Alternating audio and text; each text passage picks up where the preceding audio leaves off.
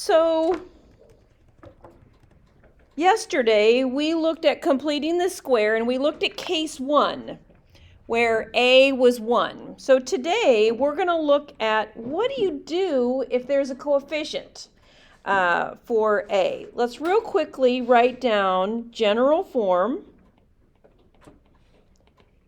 is y equals ax squared plus bx plus c. So we're trying to go from general form to vertex form.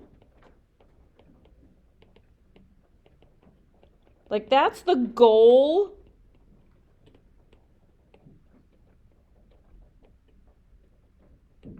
Of completing the square. So let's not lose sight of our goal. Completing the square helps us go from general form to vertex form. Okay, that's what we're doing. So step 1 is actually the same. I'm going to group the x's together in a parenthesis. So I've worked one out for you, so you have a nice clean guide. So I put a parenthesis around the negative 2x squared and the 4x, okay? So it says first, group all terms that have x's in them by placing parentheses around the first two terms. Then it says factor out the leading coefficient. And let's use our highlighters. The leading coefficient, that's the a value. Okay, the leading coefficient is the a value. So I factored out the negative 2 and I got x squared minus 2x. So then the inside parenthesis is just what we did yesterday. I'm going to take half of the negative 2 on the inside, which is negative 1, and square it. And then I added it to the inside. However, do you see there's a negative 2 times the 1? So in net effect, I've actually subtracted 2, not added 1. So then I have to subtract the negative 2 or add 2. And so now my vertex, what is the vertex? Now that I have it in vertex form. William, what is it? 1, 5. Good job. It's 1, 5. All right, so now we're going to do this ourselves. We're going to do 2 of these. So it says complete the square to convert y equals 6x squared plus 12x minus 48 to vertex form. So step 1, put the x's in a parenthesis.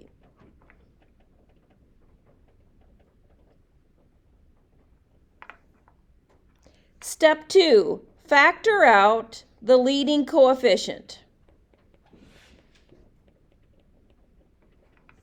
Again, step 1, group the x's together. Step 2, now if there's something other than 1, we have to factor it out. So on the inside, I'm going to take half of the 2, which is 1, and square it. So I'm adding 1.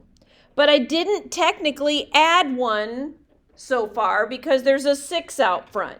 So I've technically added 6. So I've got to subtract 6. Let me pause here. This is one of the trickiest parts of this. So once I factor it out, I take half of the 2, which is 1, and square it. But I really have 6 times the 1. So I've got to subtract what I've added. Does that make sense? Okay, trying to go nice and slowly here. So then I get y equals 6. That's x plus 1 squared minus 54. All right, so Emma, does this open up or down? Up. And then Liam, what is the vertex? Negative 150, or negative 1, negative 54. Nice job. There we go. All right, Brennan, what is the axis of symmetry? It'd be negative 1. Be careful. X equals negative 1, right? And then let's write this down. To find your y-intercept, let x equal 0 in the general form. Write this down. We did this yesterday, but it's helpful to keep writing it down. It's easiest to find the y-intercept if you plug 0 into the general form. So Cal, what is the y-intercept then? Good job, negative 48. All right, bummer. I'm going to have to change my scale. Let's make this negative 25 and negative 50.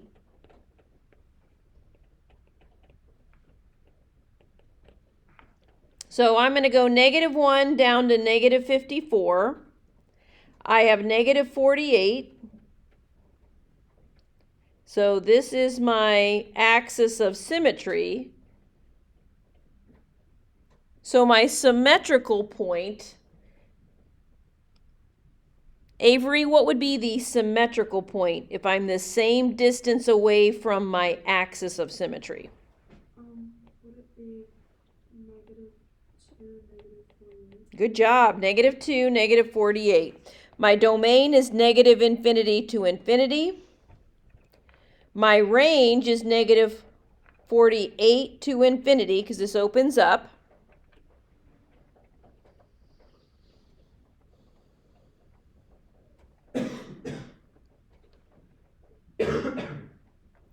To do an x-intercept, we're going to let y equal 0 in the vertex form.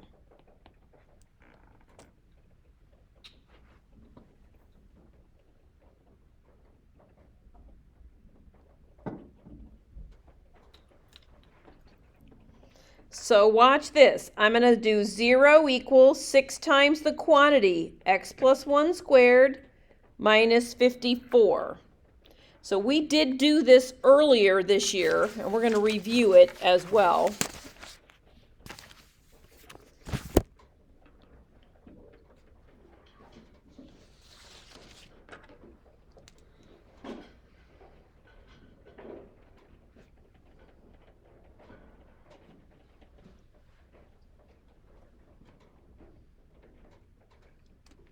All right, so I'm going to add 54 to both sides. I'm going to divide by 6 and get 9 equals x plus 1 squared. Then remember, you're going to get plus or minus the square root of 9 equals x plus 1. One of the most common mistakes is that we forget the plus or minus. Well, what's the square root of 9? 3.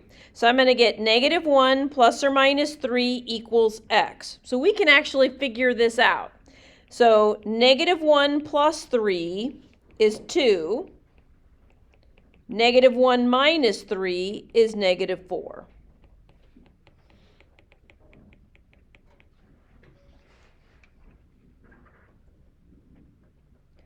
So if the x-intercepts are integers, you want to plot them. The ones we had yesterday were not, so we just eyeballed them. Here we go.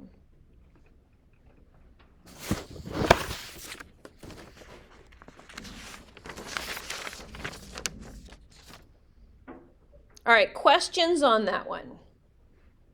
So the only thing that's new is we have a leading coefficient. We have an a value other than 1.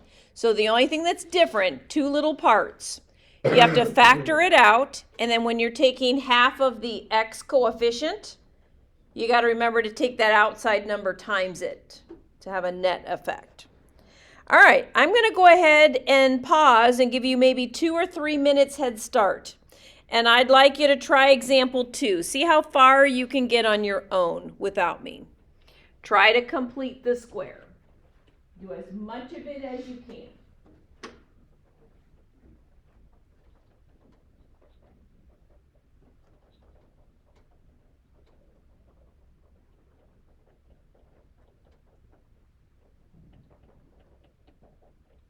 And help me remember kicking it, okay? Help me remember, I always forget.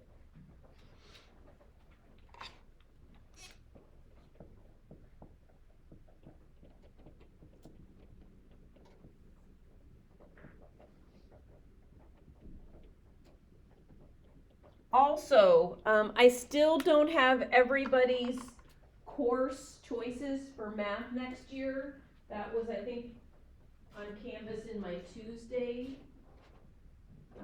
links. So please, and it's not set in stone, okay, it's not set in stone. I think it's around the first week of February when you register, but I've gotta get my course recommendations in. If you end up changing your mind, it is no problem, it's just a click of a button for me. But I've gotta get my course selections in.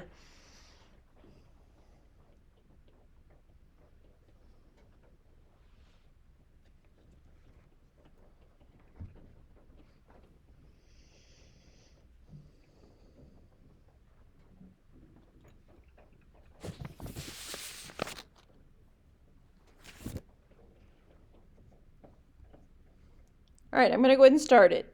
I'm going to group the x's together. I'm going to factor out the leading coefficient.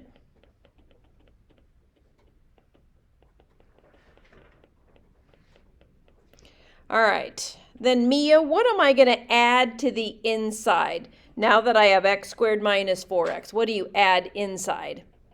Good job. You take half of negative 4, which is negative 2, and square it. A negative times a negative is a positive.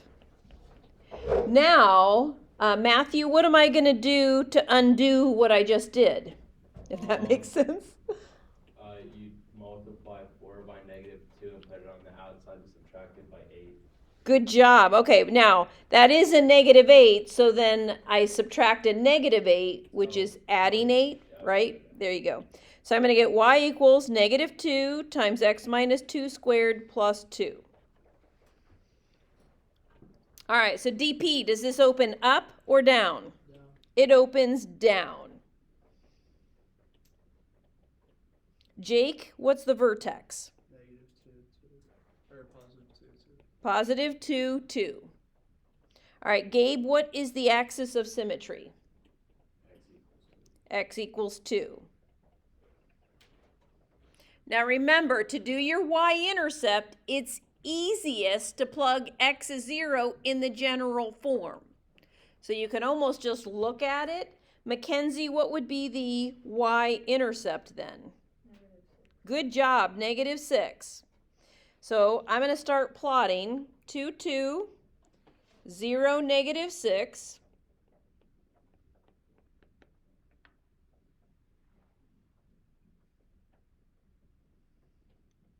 So now I'm trying to figure out the symmetrical point. Humira, what would be the symmetrical point?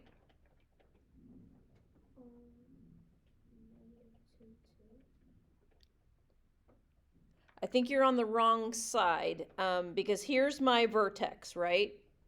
Here's the vertex. It's on this side. Good job. Yeah, you got it. 4, negative 6. My domain is negative infinity to infinity. This one's opening down, so it's going to go negative infinity to 2. And then I'm going to use the vertex form to find the x-intercepts.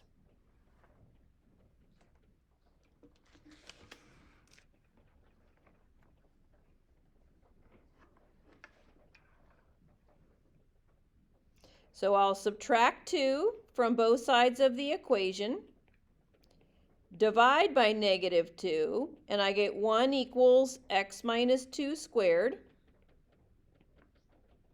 I get plus or minus the square root of 1 equals x minus 2.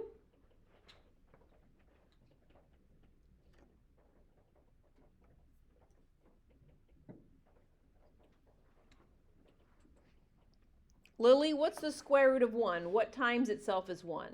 Just 1. So that's plus or minus 1 equals x minus 2.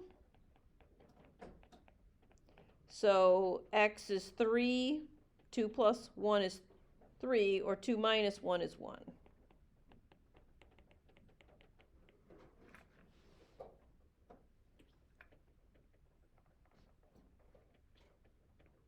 There we go.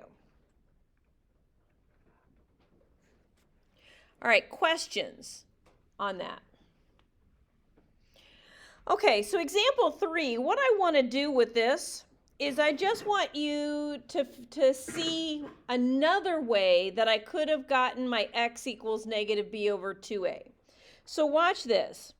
If I want to complete the square in the general form, and I'm not going to do the whole way through it, but I want you to see this. If I factor out the a,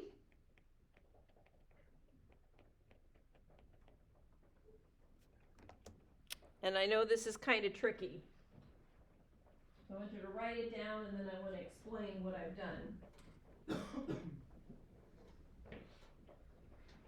So do you see, if I factor out an a, and I have to take a out of b, but there is no a in b, so watch, you would end up taking b divided by a, and stop and think about this. A times b over a, isn't that b? Yeah, okay, so it's kind of weird how that's working. And then, technically, what I'm doing then is you're taking half of the b over a and squaring it. And then I've got to subtract off a times this 1/2 b over a squared.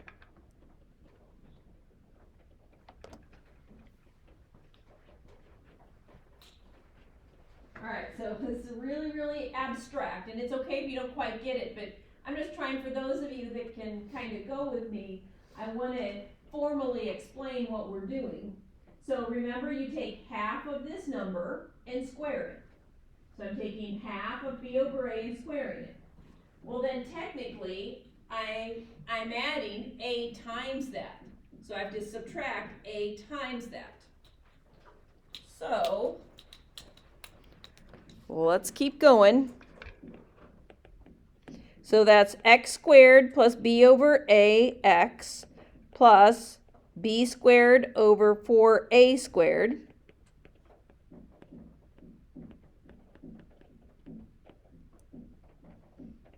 so then this factors into a times the quantity x plus b over 2a squared.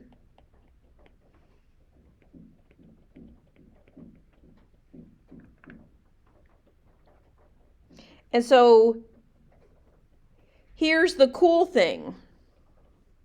The x coordinate of the vertex form is x equals negative b over 2a. So do you remember how I showed you before? This is another way to get the same job. And I could keep going here, where if you build a common denominator, this is going to be 4ac minus b squared over 4a, if I build a common denominator. So that's my vertex form. So it's super ugly, super, super ugly. All right, that finishes up the